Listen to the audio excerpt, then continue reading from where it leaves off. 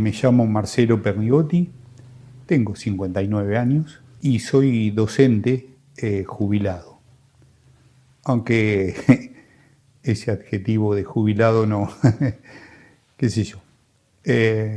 Uno es docente toda la vida. En realidad estamos como retirados, pero siempre haces docencia, más cuando te gusta, ¿no? Así que bueno, ese soy yo. Vivo en Magdalena desde hace 28 años y antes viví en Babio. Y bueno, trabajé fundamentalmente en 3 escuelas, aunque estuve en otras también, pero mi mayor parte de la carrera fue en la Escuela Agraria de Babio, en la Escuela Técnica de Magdalena y en la Escuela Atalaya.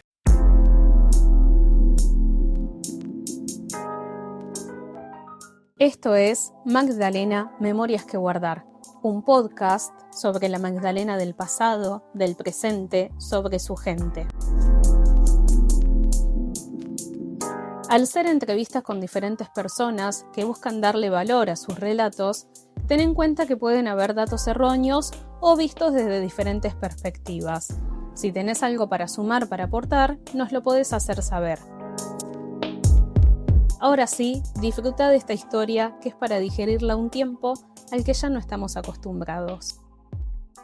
Bueno, muchísimas gracias Marcelo por este rato para poder conversar de cosas que tienen que ver, ¿no?, con Magdalena, con nuestro partido, que tan amablemente me has abierto la puerta de tu casa, me dejaste entrar a un pedacito de tu vida, ¿no?, que es el hogar, así que bueno, muchísimas gracias. Marcelo, bueno, me comentabas recién, ¿no?, que antes vivías en Babio, sé que pasaste tu infancia en Babio. ¿Naciste en Babio o sos de otro lado? No, nací en Ciudadela, en el partido 3 de febrero. Mi papá son de la zona, o sea, mi papá era de Payró y mi mamá de Babio. Por razones de trabajo se fueron a Buenos Aires y bueno, yo viví un tiempito en los primeros años de mi vida en La Tablada, partido de La Matanza, y ya te digo, nací en Ciudadela. Y cuando tenía más o menos 2 años y medio, casi 3, nos vinimos a vivir a Babio, así que yo... Claro, todos tus recuerdos ya son acá. Son todos recuerdos de Babio, yo realmente de la vida en Buenos Aires no recuerdo nada. ¿Y cómo era esa infancia en Babio, Marcelo? Fue una infancia feliz, muy, muy linda, rodeada de amigos, de muchos amigos. Mi papá tenía un taller mecánico, en el cual también yo estaba mucho tiempo. Yo me llevaba muy bien con mi papá. Creo que me enseñó muchísimo, mucho. Fui adquiriendo y aprendiendo parte de sus conocimientos. Él era una persona que era, bueno, mecánico de profesión, pero podía arreglar casi cualquier cosa. ¿Y eso lo heredaste? Porque veo que sos habilidoso con el tema de arreglar, restaurar objetos. Sí. Lo único que no heredé de él fue el tema de la madera, que a mí me gusta mucho y a él la odiaba, no le gustaba el tema de la carpintería. Pero sí, heredé. Mi mamá también era una persona muy habilidosa, ambos eran muy lectores, eso también lo heredé de ellos. A pesar de que no tenían prácticamente estudios, heredé esas pasiones, ¿no? En mi casa siempre hubo libros y bueno, como te decía, mi mamá también era una mujer muy habilidosa, tejía, cosía, una persona muy dedicada a la casa. Mi papá también tenía huerta en el fondo de mi casa, así que fue una infancia muy, muy feliz y bueno, después me crié prácticamente en el campito de la estación de trenes, ya que yo vivía a media cuadra de las vías, rodeado de muchos amigos, muchos compañeros de escuela. Fue una infancia feliz, linda. Mucho fútbol, mucha tranquilidad, ¿no? Que es lo que nos da el salir a la calle a jugar. Barriletes, bicicleta. Claro. Era otro Babio, nada que ver, era mucho más tranquilo, a pesar de que hoy sigue siendo un pueblo muy tranquilo. Era un pueblo donde prácticamente no había grandes movimientos y demás. Entonces los chicos andábamos por todos lados, libres. Realmente el pueblo era un patio grande. Claro. Marcelo, ¿sabés que me quedó muy en la memoria en un segmento para la radio, en el cual nos había llevado en una ocasión, charlaste de lo que fue el copamiento del ERP, el Ejército Revolucionario del Pueblo, y que eras un niño cuando eso pasó. Y quiero ir al Babio de esa época, del año 1974, en el que tuvo lugar este suceso. Bueno, preguntarte por el ERP, qué era y qué fue lo que pasó. El ERP, bueno, vamos a empezar, era un movimiento revolucionario, un ejército revolucionario del pueblo, es lo que normalmente se llamaba extremista, terroristas, no sé, tenían un montón de adjetivos. Era un ejército que tenía ideas fundamentalmente de izquierdas, que lo lideraba Mario Santucho. Y bueno, ellos llegan el 28 de junio del 74, yo tenía 8 años, pero como yo vivía en la calle, que es la ruta en el pueblo, y justo enfrente tenía la sala de primeros auxilios, al lado tenía la municipalidad, o la delegación municipal, que no estaba donde está hoy, ¿no? Estaba al lado de mi casa. ¿De qué calles hablamos? De la calle Mitre, que es la ruta, entre Doctor Pepe y Terra Rosa, o sea, entre la vía y para nombrar algún negocio importante, Rizzo, Salgado, ¿sí? La ferretería de Sainz. Entonces, esa era la cuadra donde había mucho movimiento en el pueblo, y es donde vinieron ellos. Y justo yo vivía en esa calle, siempre tuve buena memoria, entonces me quedaron muchas cosas en la cabeza de lo que viví, porque fue un impacto muy grande, en un pueblo muy tranquilo, donde nunca pasaba nada. De repente había gente con armas, habían tomado el pueblo, mi mamá se puso muy nerviosa y lloraba porque, bueno, justo un tío mío estaba en Entel, que era la telefónica de ese momento, fue privado de su libertad, podríamos decir, había ido a hablar por teléfono y justo cayeron este grupo y, bueno, él quedó adentro como secuestrado, claro, con la persona que estaba a cargo de la oficina y otra persona más que era otro cliente. Bueno, los tuvieron ahí mientras duró el copamiento y, bueno, eso te impacta cuando tu mamá llora, cuando ves gente nerviosa, porque yo no sé, pero salió mucha gente de las casas, de todos lados. A nosotros en realidad no nos hicieron nada, o sea, simplemente fue tomar las oficinas más importantes, cortar las comunicaciones y robar el banco, que fue el objetivo principal, ¿no es cierto? Claro. Para hacerse de divisas.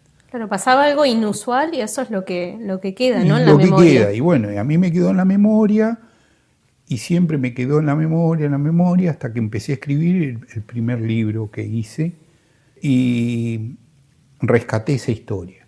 Entonces ahí me puse a investigar, a entrevistar gente que había vivido los hechos, me puse a buscar material, hay muy poco material en internet, por ejemplo, sí encontré algunas notas en el diario El Día de La Plata, en la hemeroteca de la Universidad de La Plata, y tuve la suerte de encontrar la revista que era del ERP, que era una revista que se llamaba Estrella Roja. Justo encontré el número de la revista donde trataba el copamiento de, en ese entonces, General Mansilla, y daba detalles del operativo que habían hecho, la cantidad de armas que habían robado en el destacamento policial y la cantidad de dinero que habían robado también en el banco, que eran más o menos 13 millones de pesos, ley 18.188, que... Bueno, ¿13 millones de pesos en ese momento o al día de hoy? No, de ese momento. Al día de hoy es imposible prácticamente pasarlo en dinero por las devaluaciones que hubo en dinero argentino, pero yo me tomé el trabajo de averiguar a cuánto equivalían 13 millones de pesos de esa época en dólares. Bueno, 2 millones de dólares. Era una plata fuerte, nada que ver con la de hoy, porque hoy en un banco que haya 2 millones de dólares, no sé si es posible, qué sé yo, tal vez sí, no lo sé, lo ignoro. Pero yo busqué, hice los cálculos y eran 2 millones de dólares. Lo que pasa en ese momento, ahí había todos los sueldos de los empleados municipales, estaban los sueldos del personal de lo que se llamaba SECBA en ese momento, de docentes, que cobraban en el banco que estaba en Babio, que no es el Banco Provincia, era el Banco Río de la Plata, un banco que ya desapareció. Bien, y comentaste que robaron armas de la policía, o sea, fueron también a atacar lo que era la comisaría. Fue más o menos a las 1:30, 2 menos cuarto de la tarde. Ellos llegaron y coparon todas las instalaciones oficiales del pueblo. Tomaron en ese momento la estación de tren, cortaron el sistema de telégrafo, tomaron Entel, que era la telefónica, tomaron SEGBA, porque había radio, que es que hoy es de la ¿no? Tomaron el banco, la comisaría y el taller de Porcar, que también tenía radio para comunicarse. Y cerraron las 3 entradas del pueblo principales. Cualquier persona que quería salir no la dejaban, cualquier persona que quería entrar al pueblo entraba, pero le sacaban la llave de los autos y los retenían. El operativo en sí duró más o menos 1 hora, 1 hora y cuarto. Dispararon. Habilidosos, porque en poco tiempo. Sí, estaba muy bien estudiado. Después nos enteramos que había gente que normalmente circulaba por el pueblo, que después no se la vio más, y nos dimos cuenta que lo que habían estado haciendo un tiempo antes era inteligencia. Claro. Y bueno, duró más o menos, ya te digo, 1 hora, 1 hora y media. Tiraron unos tiros, como te decía, al tanque de nafta de la estanciera de la policía, pero no pasó a mayores, o sea, capturaron a los policías que estaban en el destacamento. Vos calculás que en ese momento Babio era muy, muy chiquito. No sé a cuántos habitantes llegaría, habría que averiguarlo por un censo, pero no creo que hayan pasado los 1000 habitantes. Entonces no había muchos policías. Era invierno, un día muy frío, muy, muy gris. De eso lo recuerdo, ¿ves? Eso me quedó muy grabado. Y bueno, nada, a la hora y pico que montaron todo el copamiento, se formaron todos frente a mi casa en distintos autos, algunos que robaron en el pueblo, y se fueron por distintos lugares. Dejaron abandonada una camioneta casi enfrente de mi casa, en la esquina de mi casa en realidad, que era con la que habían llegado. Y bueno, después de un rato largo llegó el ejército. Y bueno, tomaron de vuelta el pueblo, pero el control, ¿no? Claro. ¿Y de cuánta gente estamos hablando del ERP? No sé si hay un dato sí, de cuánta gente era. Ellos dicen en el parte oficial de la revista Estrella Roja, dice que eran entre 20 y 22 personas. Yo no lo creo, me parece que ahí hay un error, no sé si a propósito o no, pero eran más personas, eran muchas más, desde el momento que más o menos en cada dependencia hubo 3 personas de ellos. En el banco hubo muchos más porque me lo dijeron ex empleados del banco, que bueno, algunos ya fallecieron. Eran alrededor de 5 personas, con lo cual no da la sumatoria. Mínimo eran 30, 35 personas. Yo le calculo que más o menos eran entre 35 y 40 personas, porque después había gente en las entradas del pueblo, que eran 3 o 4, en la comisaría. O sea, si vas sumando, y después gente de ellos que andaba en la calle, que no estaba en ningún lugar, enfrente de mi casa.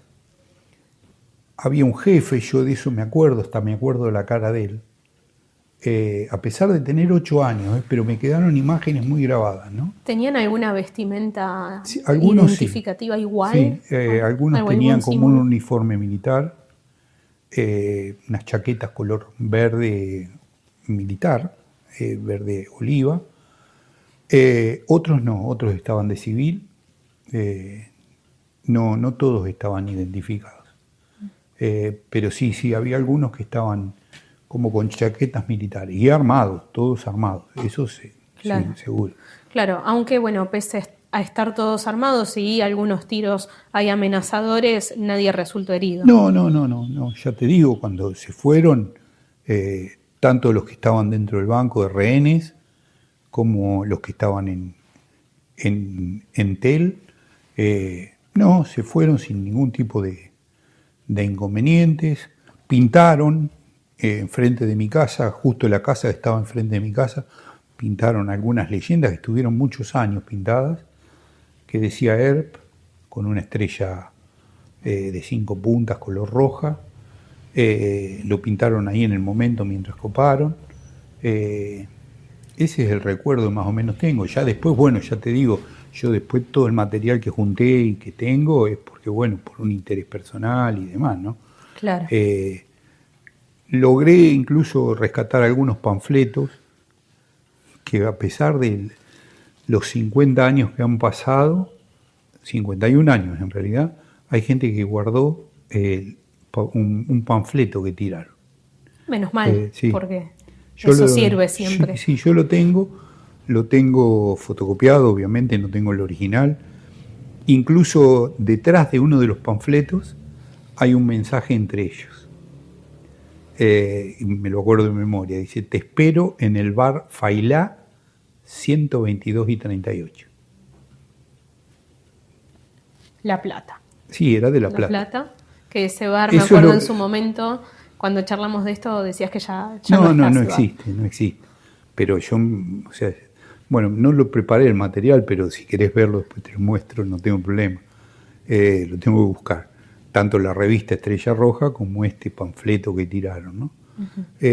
Así que bueno, ese es más o menos el recuerdo que me quedó de ese momento, que fue muy, muy impactante para toda la sociedad de Babe, ¿no? Sí, muy impactante, aunque me llama la atención al mismo tiempo, que también lo hemos charlado en otro momento, comentás que por ahí hay gente que lo recuerda muy vagamente, Sí. o que, bueno, generaciones más jóvenes No, que quizás directamente no lo sabe, conocíamos no lo sabe, no. este suceso. No, y hay gente grande que no quiere. Me pasó con una persona que fui a entrevistar, no voy a dar datos, pero que vivió el momento muy de cerca porque era uno de los empleados de una de las oficinas del pueblo, que me dijo: yo de ese tema no hablo. No la pasé bien, no quiero. Y bueno, directamente no quiso hablar. Otros Claro. sí hablaron.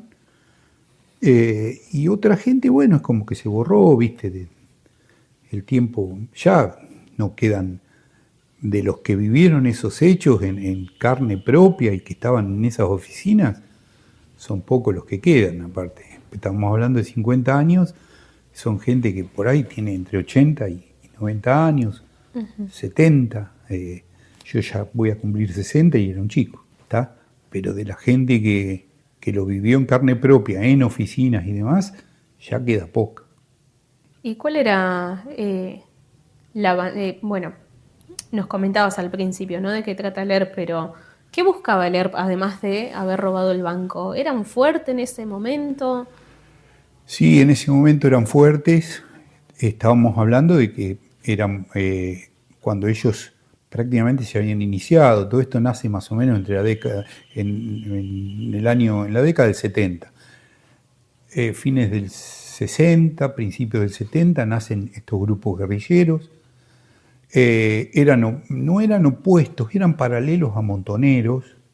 En realidad eran otra línea de pensamiento y de acción, aunque, según dicen, tenían colaboración, había veces,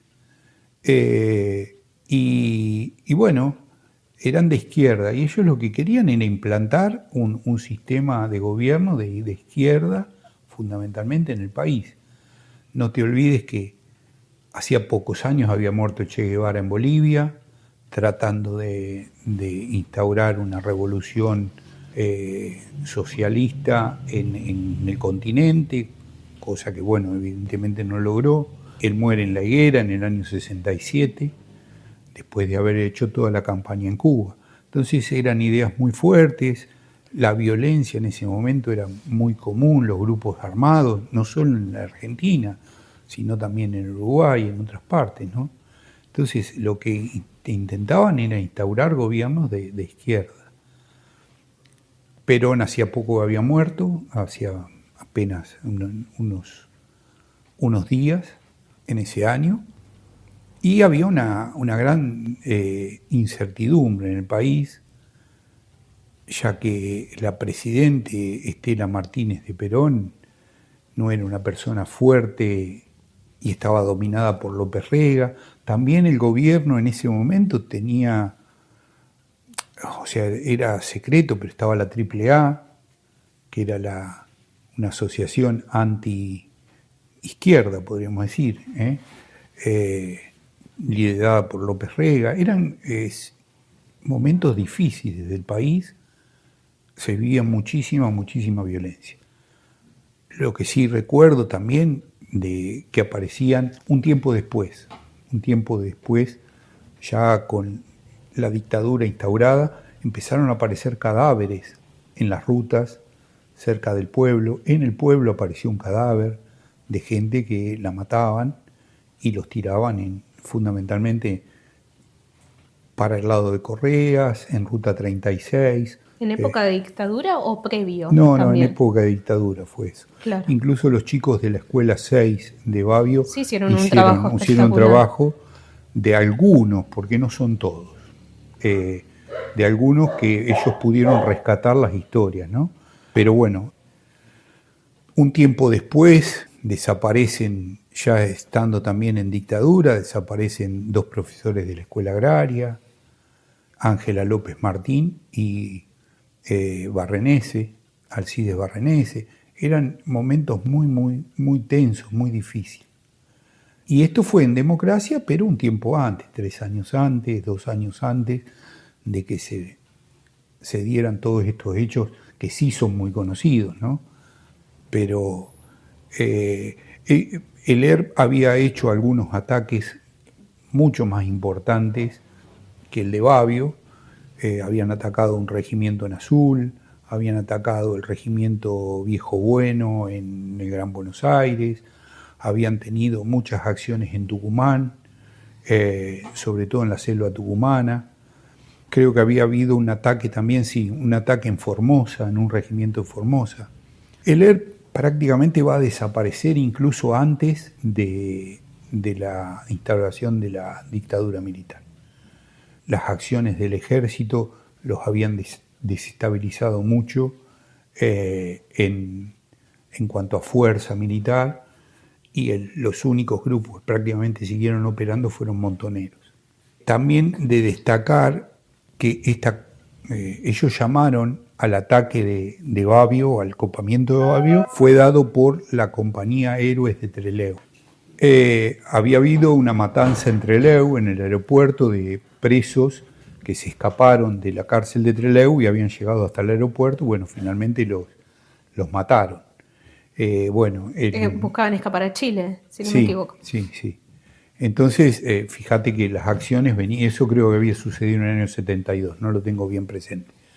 Entonces había todo no es que nació de un día para el otro. No, todo. Socialmente, ¿no? Venía de la muerte del expresidente Aramburu, que los habían mandado montoneros.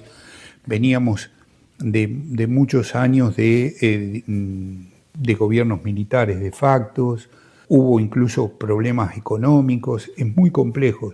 El Cordobazo, bueno, después derivaron en el Rodrigazo. Hubo muchísimos hechos económicos, sociales, políticos, que derivaron en todo esto. La vuelta de Perón, la matanza de Seiza, cuando intenta volver Perón a la Argentina. Hay muchos hechos para recordar que, bueno, sería interminable de hablar, ¿no? Totalmente, pero bueno, este caso puntual, ¿no? Interesante historia de lo que pasó en Babio con el tema del ERP. Decías que lo relataste, juntaste testimonios. Contanos de qué se trata tu primer libro, Historias en tiempo lento, ¿Qué otras historias podemos encontrar? Sí, en realidad fue el primer libro de historia, porque el primer libro es Magdalena Natural. Bien. Un libro que está hecho dedicado a la flora y fauna y clima del Partido Magdalena. Este libro de historias, bueno, son relatos cortos de cómo se vivía en otros tiempos, en el pueblo, en Magdalena, y hay historias, todas tienen un sustento real, o sea, son verídicas. En algunos casos está un poco ficcionado para poder relatar la historia. Bueno, hay personajes que vivieron en Magdalena y en Babio, están reflejados en ese libro. En ese libro lo que hablo fundamentalmente, bueno, un capítulo es el del copamiento de Babio, hablo sobre el doctor Carlos Baruil, hablo sobre el Gaucho Cruz de Magdalena, sobre Cuqui Molina, hablo sobre Eduardo Fantini, uno de los primeros periodistas de Magdalena, o no uno de los primeros, sino de los últimos tiempos, un personaje que era dueño de Ruta 11, una persona maravillosa, tuve la oportunidad de conocer, muchísima cultura, una persona muy instruida. Hablo de los carnavales, cómo era vivir el carnaval en un pueblo, de los bailes de carnaval, de lo que sucedía en esos bailes. Hablo de la famosa Estampa del Ritmo, una orquesta de Magdalena que recorrió durante 30 años distintos clubes y organizó bailes y demás. Así que es un poco de historias. Claro, relatando la vida, ¿no? Relatando, sí. De otro momento. Y rescatando cosas que yo no quería que se perdieran. Claro, eso. Porque la vida se modificó de una manera tan drástica en los últimos años, ha cambiado tanto la forma de vivir, se aceleró todo. Por la eso, inmediatez, sí, también, ¿no? Sí. Es como que si no tenés el celular y no estás conectado permanentemente sabiendo la última noticia, estás fuera del mundo. Y hubo otro mundo, que a mí me tocó vivirlo como adolescente, como chico, en el cual la cosa era más lenta, era más... se vivía de otra manera, no sé si mejor, peor, eso yo no soy quien para evaluarlo. Era otra cosa, había como una lentitud, por eso historias en tiempo lento. Claro. Porque el tiempo era como más lento, pasaba más relajado, ¿sí? Se vivía más también, ¿no? Tal vez al pensar en esto de la conectividad y el perdernos y estar enchufados a algo, por ahí nos perdemos de cosas importantes o de estar presentes justamente por estar distraídos y así el tiempo se nos va. Menos estresado, me parece. Eso es, menos estresado. Y más en sociedad. Los clubes eran un centro de reunión muy importante, donde los jóvenes, sobre todo los varones, concurrían mucho a ese lugar, porque no había otra cosa que hacer. Vos calculás, la televisión era en blanco y negro, y la transmisión arrancaba a las 5 de la tarde y terminaba a las 12 de la noche. Esas eran todas las horas de televisión que había, salvo a la mañana, que creo que había 1 o 2 horas de informativo y nada más. Entonces no había internet, la gente iba al club a jugar al ajedrez. Yo recuerdo, por ejemplo, en el Club Racing de Babio se jugaba muchísimo al ajedrez, iba mucha gente a jugar al truco, al mus. Mi papá iba a la cancha de bocha, que no era del club, después el club tuvo su cancha de bocha, pero iba a la cancha de bocha a jugar a las bochas. Se salía más. Y había algo que las mujeres tenían una costumbre, que eso sí me quedó muy grabado, sobre todo mi abuela. Se iba a visitar a amigos a las casas a cierta hora, a la hora como del té, como a las 5, y yo recuerdo que acompañarla y te invitaban con licor, por ejemplo. Ajá. Licor de mandarina, licor de naranja. Sobre todo para el invierno. Sí, pero estaba esa costumbre de cambiarse, producirse, como quien dice, sí, y ir a visitar dentro del mismo pueblo, pero caías de visita, ¿sí? Yo lo que no sé es que si se avisaba, si no se avisaba, cómo era el tema. Claro, es que yo a veces pienso en eso, ¿no? Antes quedabas con una persona cierto día y cierto horario y ya está. Y ahora nos pasa, incluso para esta entrevista, Marcelo, que hoy mismo mandándote un mensaje recordatorio que iba a pasar. Y antes era quedar y ya está, no necesitabas De hecho, la reconfirmar modificamos. De hecho, 80 modificamos veces. porque era para mañana. Claro, claro. Yo tengo que viajar. Sí, Por- sí, nos da la facilidad de la comunicación, eso es innegable de que nos acerca, nos conecta mucho más, pero al mismo tiempo nos desconecta de otras cosas, ¿no? pero se vivía de esa manera, qué sé yo. Se vivía, no sé, ya te digo, más lento, sin estrés. O tal vez es lo que percibí yo siendo un chico.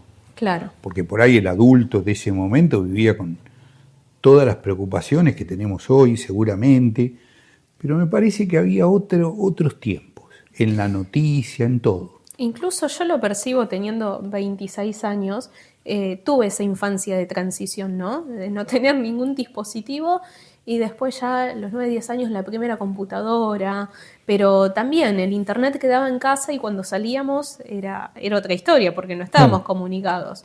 Bueno, con los teléfonos celulares una llamada, un mensaje de texto y no mucho más. Y ahora cada vez necesitamos más, ¿no? Como estar, Sí, como si fuese una extremidad más del cuerpo, ¿no? exacto. Por eso te digo, qué sé yo, me parece que se vivía de otra manera. Claro. No sé, al menos es lo que yo percibí desde un pueblo, ¿no? Tal vez en las ciudades se vivía ya con estrés, o no lo sé. Pero se vivía con otro ritmo. Incluso te digo más, hoy ir al lugar donde yo vivía, en Tablada, es un lugar, si bien es un lugar común, una ciudad común, se vivía sin la preocupación de la violencia, de la inseguridad. Yo recuerdo ir a la casa de mis tíos, de mis primos, y poder jugar en la calle. Hoy eso es impensado, en este lugar. Claro, sí, totalmente. Hoy no es posible hacer ni siquiera un cachito de la vida que se hacía en esos momentos por parte de mi familia en ese lugar, ¿no? Las cosas han cambiado mucho, tanto en la ciudad como en el pueblo, no tengo duda de eso. Y Marcelo, ¿qué otros libros hiciste? Me decías que previo a historias... Sí, no, en realidad participé, no soy autor directo, participé en el libro del Parque Costero del Sur como autor de un capítulo que se llama Historias de Hombres y Estancias, que reflejo la historia de las estancias del Parque Costero del Sur y de los dueños de esas estancias. Después participé en un libro que es Manual de Serpientes Bonaerenses, ahí del doctor Carman. Ahí lo que hice más que nada es fotografía de serpientes y algo de textos. Participé en algunas ediciones de una asociación, de libros que hizo una asociación que se llama Aleph de La Plata, que son escritores. Y bueno, he hecho algunos aportes ahí. Y después, bueno, he hecho colaboraciones con libros de otras personas. Yo ahora estoy tratando de terminar un segundo libro de historias, por ahí de historias más duras, de historias más sin tanta ficción, ¿no? Pero...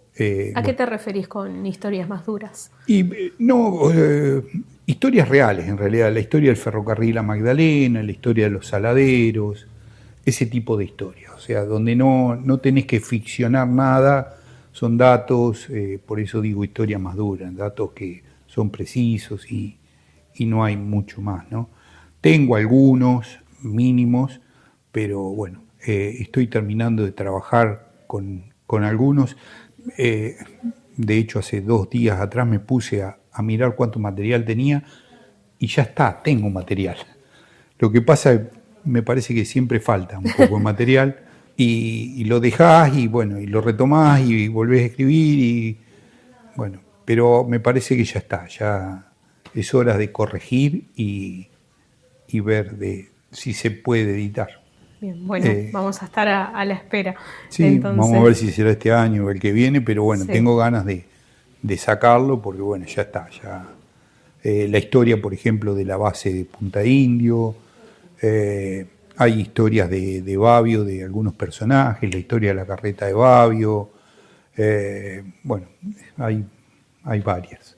Así que bueno, estoy escribiendo, pero soy medio lento para escribir. Sí, yo también. A mí también me gusta la escritura y bueno, a veces sea esporádicamente, a veces uno está ocupado, ¿no? con otras cosas que se van dando, también queriendo que quede, conociéndote, me imagino, prolijo, preciso, Sí. no sacar algo a las apuradas. No, me tomo todo el tiempo. La historia de Cajaraville, por ejemplo, de Miguel de los Santos Cajaraville, que se inauguró el monumento en Babio, también está la historia de él.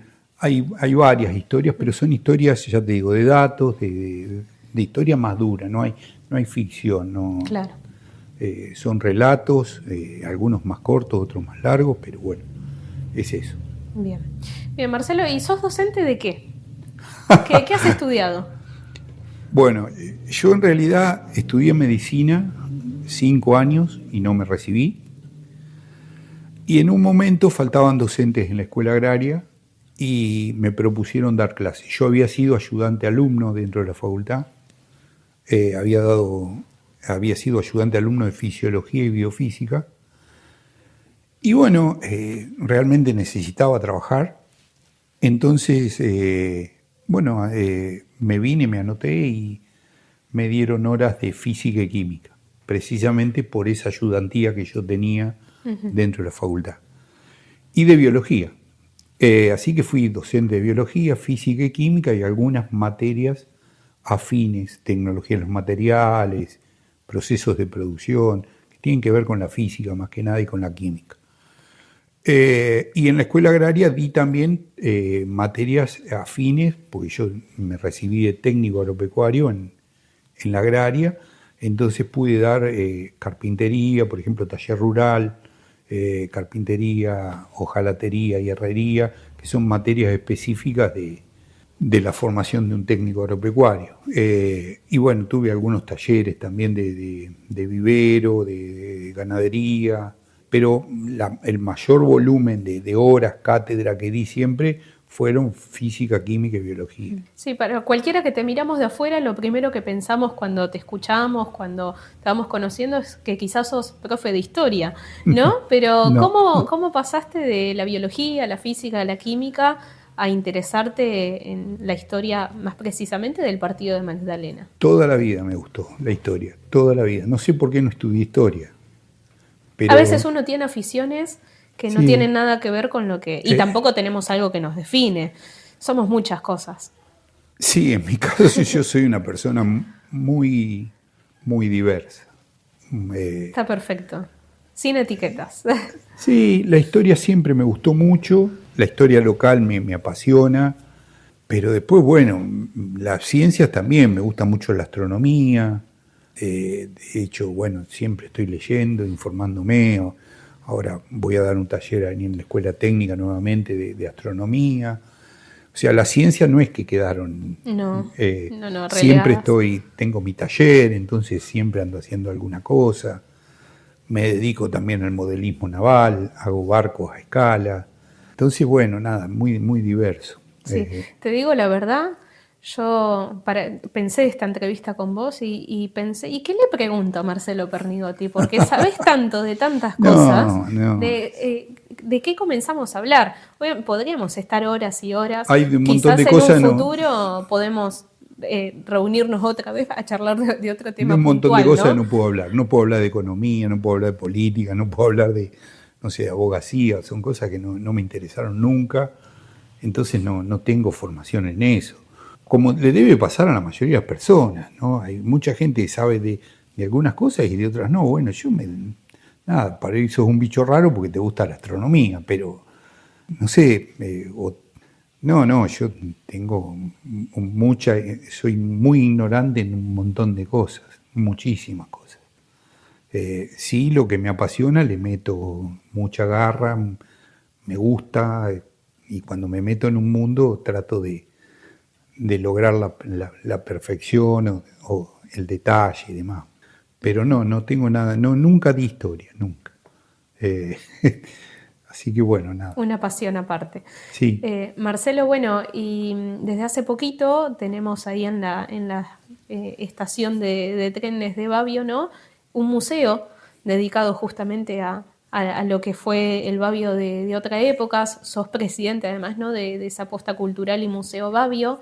Contame desde hace cuánto que empezó a funcionar ese museo y qué podemos encontrar en ese lugar. Empezó a funcionar abierto al público en el 2023, en diciembre del 2023. Nosotros en realidad veníamos trabajando desde hace un año y medio antes como asociación. Formamos una asociación que se llama Posta Cultural y Museo Estación Babio. Lo de posta cultural se refiere más que nada a la posta que hacía una diligencia, un viajero. Era una posta que hacían obligados para cambiar un caballo, para comer, para descansar. Bueno, nosotros la pensamos como posta de cultura. El viajero sigue existiendo, hoy anda en auto, en moto, en bicicleta. Que este lugar se transforme en una posta para que conozcan nuestra historia. Por eso se llama posta cultural y no centro cultural. Claro. Bueno, el museo, obviamente. Nosotros lo que ideamos en un convenio de mutua colaboración con la Municipalidad de Magdalena es recuperar la estación de ferrocarril y hicimos un museo netamente ferroviario. O sea, dentro de la estación de tren de Babio lo que van a encontrar es la historia del ferrocarril a Magdalena, desde el momento que se inauguró hasta que dejó de circular. O sea, no van a ir a la estación a encontrar objetos que no tengan que ver con eso. Claro, es específico de los trenes. Podríamos decir que es el primer museo ferroviario del Partido Magdalena. Pero nosotros estamos trabajando para recuperar el galpón de cargas. Ahí sí va a estar el museo de la localidad. Va a estar la historia de Babio como población, con todas las fuerzas vivas del pueblo representadas, con las instituciones del pueblo dentro de ese museo. En eso estamos trabajando, estamos recuperando el galpón. A la par de eso, tuvimos dos proyectos que se nos sumaron sin querer, que fue la llegada de la locomotora, que recuperamos de YPF, que nos donó YPF, y que la empezamos a restaurar, y eso retrasó un poco el tema del museo de la localidad, y ahora, en este último tiempo, también nos abocamos mucho a trabajar en el monumento a Decano y a Miguel de los Santos Cajaraville. Entonces quitó un poco de recursos, estas dos cosas que surgieron, quitó tiempo, somos 10 nada más los que trabajamos. Entonces, bueno, ahora ya estamos con el monumento inaugurado, estamos ya con la restauración de la locomotora en marcha y ya empezamos a pensar en tratar de generar este nuevo museo para Babio, que sería de la localidad. No todo el galpón va a estar dedicado al museo, una parte del galpón va a ser una sala de conferencias y de exposiciones, que es algo que Babio no posee. Siempre que querés hacer una exposición o que querés dar una charla, no hay un lugar, tenés que recurrir o al Club Racing, pedir las instalaciones del Club Racing, pedir las instalaciones de la carreta, de los abuelos, no sé, ahora hay un salón pequeño en la delegación municipal. La idea es tener un lugar que lo puedan usar todos y que sea una sala de exposiciones de fotografía, de cuadros, de lo que sea, pero a la vez una sala de conferencias si hay alguien que quiere presentar un libro o dar una charla y demás. Entonces la idea es eso. ¿Y cómo surgió esta idea? Me imagino, ¿no? Entre la curiosidad o la charla entre algunos vecinos, de decir, bueno, hacemos algo con la estación. ¿Cómo fue ese inicio? Sí, surge de una charla de vecinos. Yo tenía en un momento una idea que lo había charlado con dos personas de Babio y era hacer un museo más chiquito y privado. Y bueno, resulta que en un momento se cruza que la estación estaba prácticamente abandonada, había mucho yuyo, estaba poco iluminada, estaba en un estado lamentable. Entonces se cruzaron otras personas que dijeron, ¿y por qué no en la estación? ¿Por qué no recuperamos ese espacio? Que hasta ese momento lo único que se usaba era para hacer los corsos, pero el resto del año estaba abandonado. Entonces, bueno... Y tampoco el edificio en sí se usaba. Porque... No, y que tenía hasta probabilidades de ser usurpado y demás. Vos sabés, cuando nosotros entramos al edificio de la estación, estaba todo intacto, parecía que nadie había tocado nada en 40 años. Entonces, bueno, una vez que se planteó de hacerlo en la estación, vinimos a hablar al municipio, porque sabíamos que el municipio tenía injerencia en el predio, se salvaron algunos inconvenientes legales, y bueno, se hizo el convenio de mutua colaboración, que lo firmamos con el intendente Peluso, y después lo ratificó el Consejo Deliberante, y a partir de ahí recibimos la llave y empezamos a trabajar. Un trabajo que habrá llevado un trabajo que tiempo. Llevó tiempo, pero menos del planeado. Nosotros pensábamos que nos iba a llevar muchísimo más tiempo y de repente nos encontramos que en marzo del 2023, cuando entramos a la estación, en 6 meses prácticamente teníamos terminado el museo. Bueno, nos tomamos un tiempo más y lo llevamos a diciembre y se inauguró en diciembre. Pero realmente en un primer momento pensamos que iba a ser mucho más tiempo. Contentísimos de todas maneras, claro, porque se aceleró todo, ¿no? Uh-huh. Pero fue un trabajo de meterle muchas horas, mucha dedicación. La comisión, que normalmente soy yo el que soy la cara visible, pero ahí atrás hay gente muy, muy valiosa, muy, muy importante, que le mete todos los días un poquitito, ¿sí? Incluso te digo, yo vivo en Magdalena, ellos están en Babio y ellos son los que meten todos los días un poquito de horas. Ya te digo, es un trabajo de todos los días ir a ver si hay hormigas, si creció el pasto, cómo están las plantas, claro, si andan las luces. ¿Y qué pudieron rescatar que hoy está exhibido ahí en el museo? Y hay algunas joyitas ahí, qué sé yo, hay un telegrama, por ejemplo, que es la vedette de los objetos, que es un telegrama que nunca se entregó, está cerrado. ¿Y va a permanecer así? Sí. Al menos hasta que esté esta comisión, sí. Tomamos la decisión de no abrirlo, porque telegramas abiertos tenemos un montón. Claro. Pero cerrados... Nos quedamos con la curiosidad. Sí, la mayoría de la gente lo quiere abrir, te digo. Después hay un boleto de tarro de leche, que es el boleto que se pagaba, que cada tambero pagaba para enviar su tarro de leche, que creo que debe tener alrededor de 100 años. Tenemos la medalla de cuando se inauguró el ferrocarril La Magdalena, del año 1887. Y hay muchos objetos que la gente donó, prestó, que tienen muchísimo valor. Faroles del ferrocarril, documentos. Hay documentos que encontramos, hay muchísima documentación. Incluso te digo más, al día de hoy no pudimos revisarla toda todavía. Bueno, eso fundamentalmente es lo que hay. Después toca el trabajito de acercarnos y ver, lo que hay. Y crece, siempre tenés gente que nos está donando cosas, que nos está incentivando a mejorar. Y permanentemente estás recibiendo cosas, además de todo el patrimonio intangible, ese patrimonio que tiene que ver con relatos de gente, de historias, que lo vamos recopilando, que tal vez en algún momento tendrá que salir como libro, como folleto, de alguna manera, para que tampoco se pierda, porque que nosotros lo recolectemos y quede guardado en un museo no sirve de nada.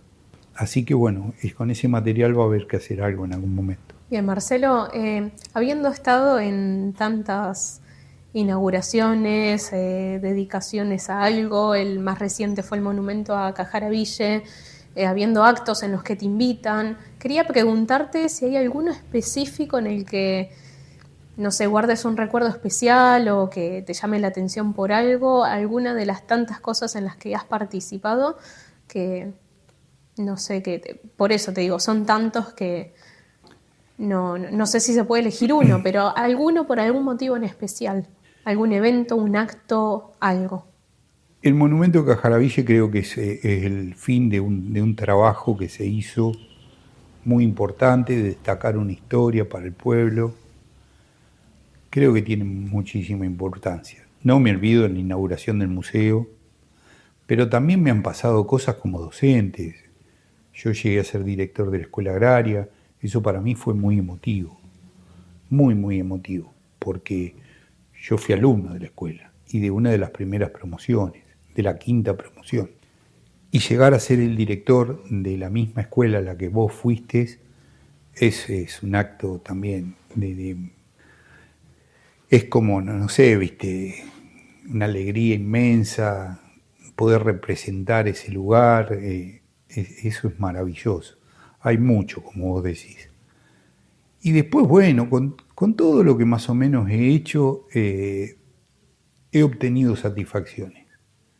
Pequeñas, mínimas, pero para mí importantes.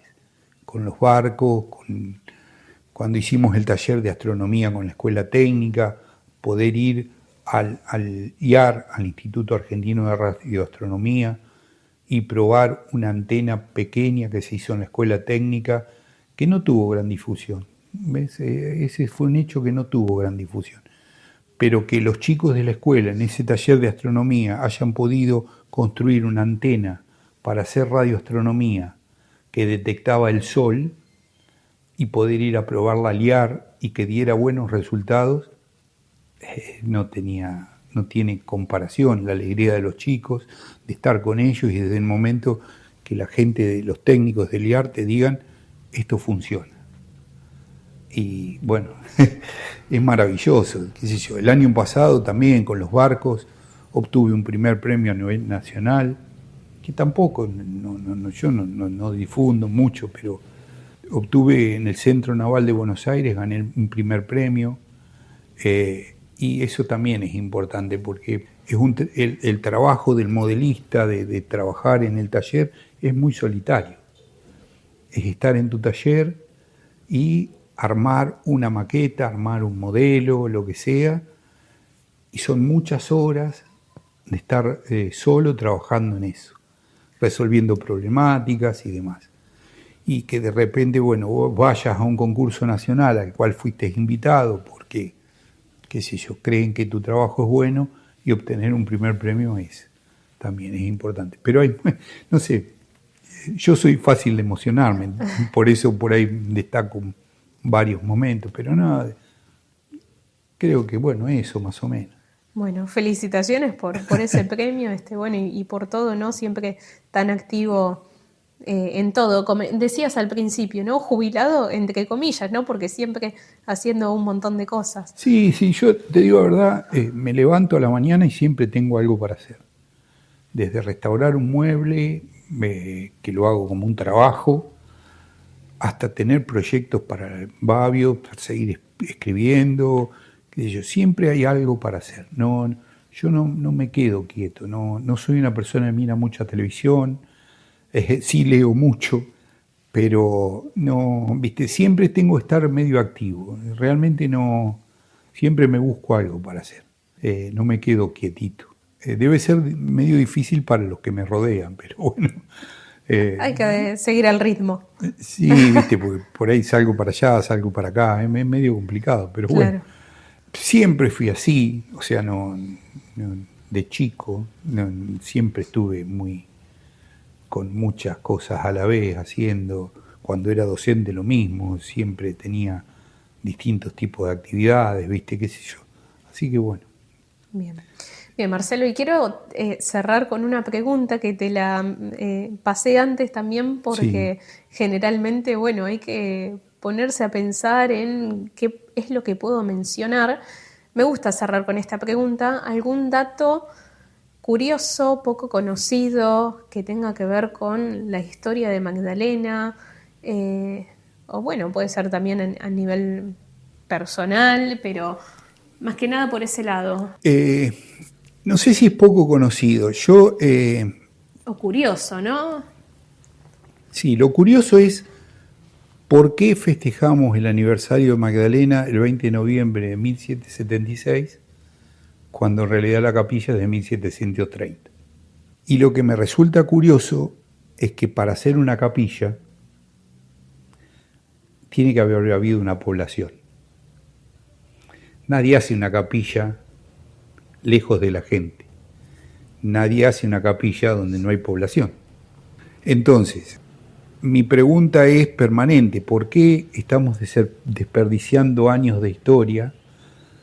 ¿Y cuál fue que es una pregunta no va a tener respuesta, porque creo que no está anotado ni escrito en ningún lado, cómo fue que nació Magdalena?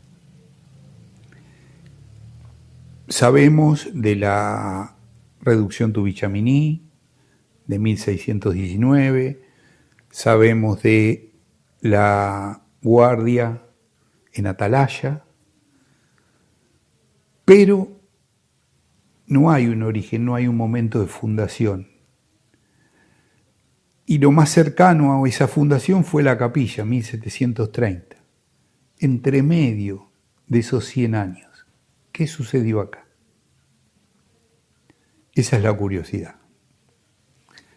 Yo creo que deberíamos, los magdalenenses, darnos la oportunidad de revisar nuestra historia y de rever esa fecha, el 20 de noviembre. No es de 1776, Magdalena existe de mucho antes. La primer capilla de Magdalena es de 1730, hecha por Toribio Lozano, Juan Blanco, Ortiz de Rosas, el abuelo de Rosas, y me está faltando, y Juan Noario, o Januario Fernández. Esa capilla es de 1730. O sea, la intriga, lo que vos me preguntaste, el hecho de que me llama la atención, bueno, de la historia de Magdalena es esa. Es que nuestra historia tiene 100 años anteriores en los cuales hay algunos pequeños datos. Pero te vuelvo a repetir, creo que para hacer una capilla en este lugar tiene que haber habido gente. Claro. Si no había gente, no había capilla. Y a mí me gustaría saber cómo era esa población de Magdalena, de 1730. ¿Qué pasó en ese momento? Exacto. Entonces, por eso digo que tendríamos que revisar nuestra historia. No somos de 1776. 1776 es cuando pasa a ser vicario o vicaria la capilla de Magdalena.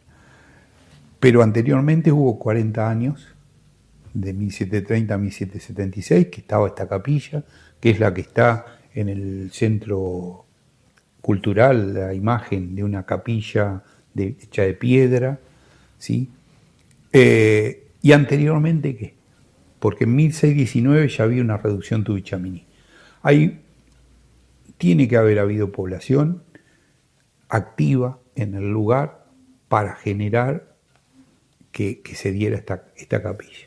Después, bueno, la iglesia que hoy conocemos es, ya te digo, de 1860, que incluso también fue terminada en distintos tramos, no fue hecha todo como todo el mundo cree, que se inició y se terminó, se le cambiaron las puertas, se puso, primero tenía el campanario solo, después se puso la torre del reloj, después se la pintó, bueno, tuvo distintas etapas. Pero bueno, tomemos que es de 1860 la inauguración o la primera inauguración.